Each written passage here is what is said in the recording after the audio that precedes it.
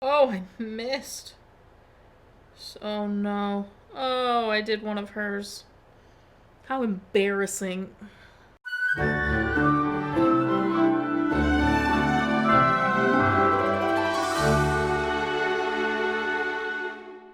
Welcome back to Every Disney Movie Ever. My name is Jess and I'm watching Every Disney Movie Ever. Today I'm going to talk about Flubber. Flubber is a 1997 theatrical release. It's directed by Les Mayfield, cinematography by Dean Cundy, editing by Harvey Rosenstock and Michael A. Stevenson, music by Danny Elfman, and it's written by John Hughes and Bill Walsh. I've covered everybody except Harvey Rosenstock and Danny Elfman in previous videos. They'll be listed and linked in the description. Harvey Rosenstock is best known for Scent of a Woman, Stay Alive, Kiss the Girls, and Tombstone. Danny Elfman is best known for all the Tim Burton movies, Men in Black, and The Simpsons. I also want to say it's based on a short story called A Situation of Gravity by Samuel W. Taylor. I couldn't find a summary or really kind of anything about it, but it inspired The Absent-Minded Professor, which this is also a remake of, which is why Bill Walsh is credited as a screenwriter. Bill Walsh was credited for this film posthumously. He was dead by the time this movie was being made, but John Hughes adapted this film from Bill Walsh's screenplay. Like, he literally just took his screenplay and did like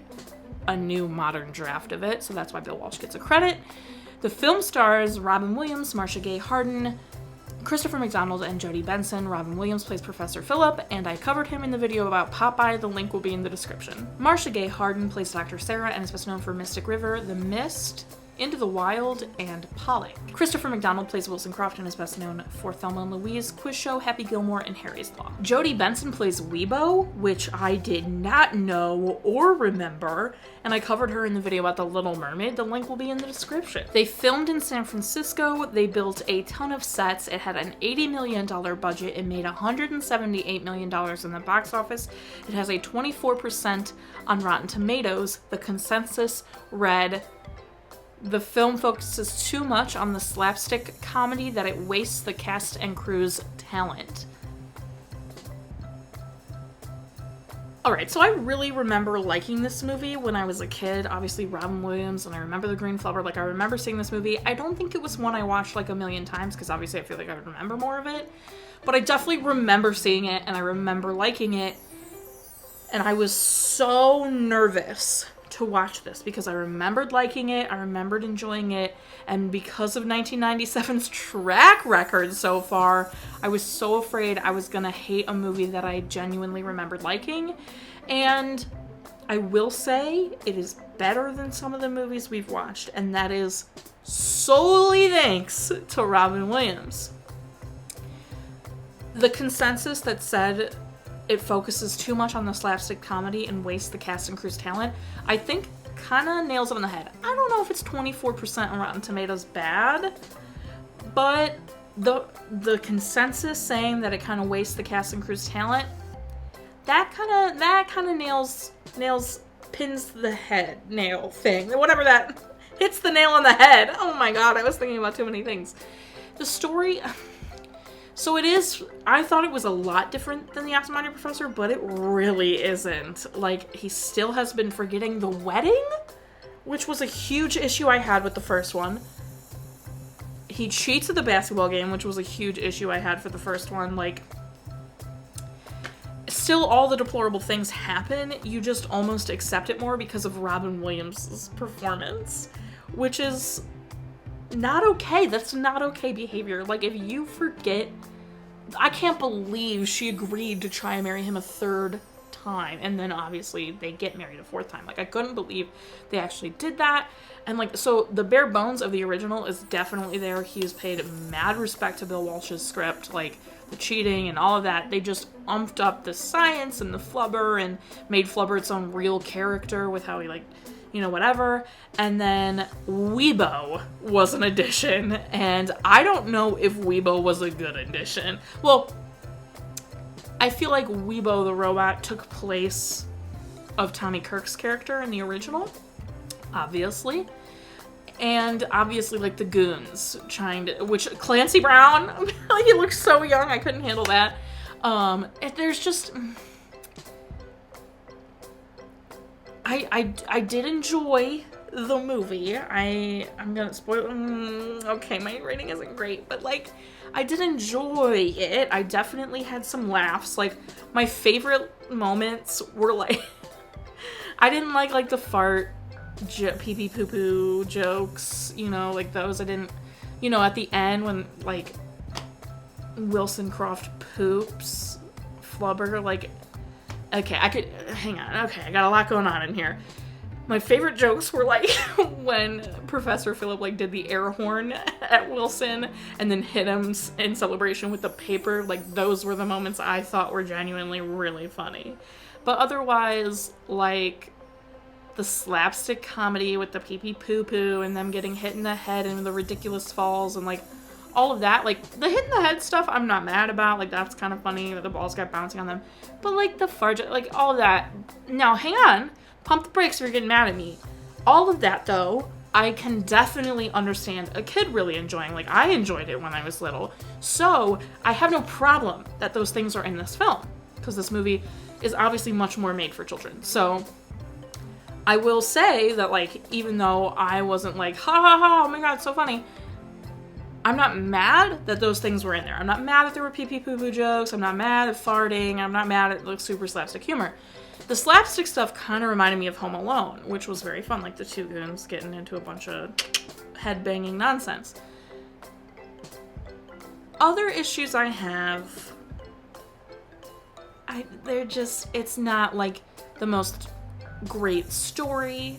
Like, Robin Williams sells this movie. You care about Professor Phillip solely because Robin Williams makes you like him. Otherwise, as I said in the original Ask My Professor, he's a deplorable character. Deplorable. Absolutely awful. He forgets the wedding 3 times. He's so focused on creating this experiment. Then he's mean to Sarah when she's trying to find happiness with another person. Like, it's just full tilt. He's a deplorable person. And Robin Williams gives him so much heart that you have no choice to be like, oh, well, maybe he is just kind of like that. But no, it's unacceptable behavior. Absolutely not. Like, obviously their relationship is their own, but it's just, yikes. And then, I think my biggest problem with this movie is Weibo.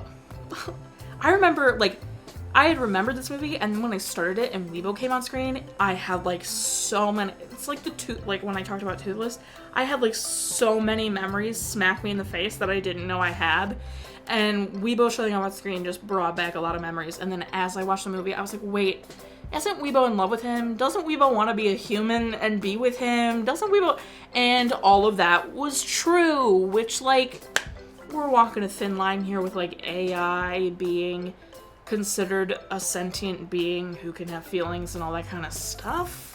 We're walking a thin line there. You know what I mean? But, like, I don't know. I feel like Weibo goes to this extent and place that's a little weird. It's just a little weird. You know, I don't know. It didn't sit right. Like, obviously there have been movies where an AI machine, you know, like Smart House, how she's the mom figure kind of, and then, like, not quite human, how he's the son figure, and I get those are like human forms, so maybe it's a little less awkward, but like even when she makes herself into a human hologram, it's weird. And I don't know why. I just don't know why it doesn't sit well with me. I can't explain it. I think maybe because she's trying to sabotage Philip's relationship with Sarah, and that's just icky. Like, I just don't like that. So I was not here for Weibo in this one. She was a brat the entire time. Like, she did fix her mistake and go fix it with Sarah and, like, say, like, you know, a lot of the time it's my fault, but, or not, she didn't say that. She just said, like, here's what he really thinks about you, blah, blah, blah. And, like, fixes that because she, like, wants Professor Phillip to be happy. But then, like, when she gets hit with the baseball bat and is, like, dying, Professor Phillip, like, Robin gives us the performance in that scene where he's, like, getting so sad and, like, is crying over Weibo, like, passing away, and just, I don't know. I don't know. And then she, like, reprogrammed her own programming so they could make Weeby.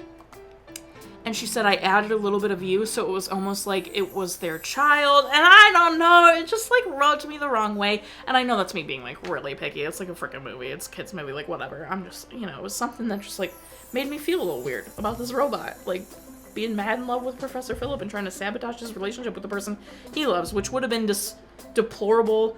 Like, same with Wilson Croft, trying to sabotage their relationship and steal her. He's just deplorable. Hate him. Obviously, I think that goes without saying. He's the villain and terrible. Whatever. Then I, like, this is such a small thing, and, like, but I think it's ridiculous, is in the dance, like, the whole dance break scene, which is completely unnecessary to the plot, mind you, so it just is an unnecessary scene in general. Flubber does this whole dance sequence, and Flubber is, like, a substance. It's, like, a thing. It's just, like, a thing. Like, it just is. It's not a person. It's not. So, like, Flubber doesn't have a gender, right? I think we can all agree on that. Flubber doesn't have a gender. It's an it. It's a thing.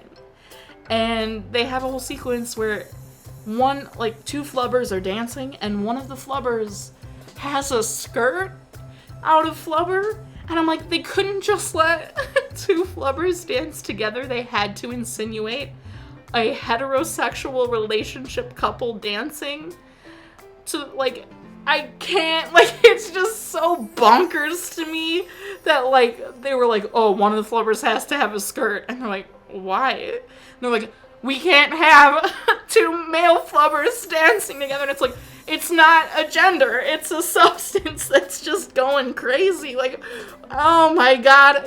Like, this doesn't really super affect my opinion on this movie because it's such a small scene in a small moment, but I wanted to point it out because I wanted to talk about how ingrained this stuff is in, like, everyone in the society, how they're just immediately on inanimate objects will say, like, oh, that can be the girl and that can be the guy, and it's like, why does it have to be a girl? And it doesn't need a gender. It's a thing. Flubber is a substance. It's a reusable resource. It is literally does all these things in this movie. It saves the college. It can fly, like, can make a car fly. It is a reusable resource. It is an invention. It is a thing. It is not sentient, even though it acts like a little, like, animal type thing. It's not, like, gonna, like, grow up and, like, fall in love and have, like, it's just, it's not self-aware. I don't know what I'm going, like, it doesn't need a gender. It's Flubber. Like, it's like flying rubber. It is Flubber. And the fact that they had to put a skirt on one of it's just so hilarious. It's so hilarious. And someone watching this might get, like, really butthurt about me going on about this, but it's not, like, again, I want you to stress, like, it's one scene in the movie. It's not, like, affecting my overall opinion of the film. I just think it's ridiculous and hysterical that they had to assign genders to the two dancing Flubbers when all the other Flubbers are turning, like, into instruments and, like, all the other things they need in the dance sequence. So one of the Flubbers had to have a skirt, just so we know it's not two male Flubbers dancing. It's not two male Flubbers dancing.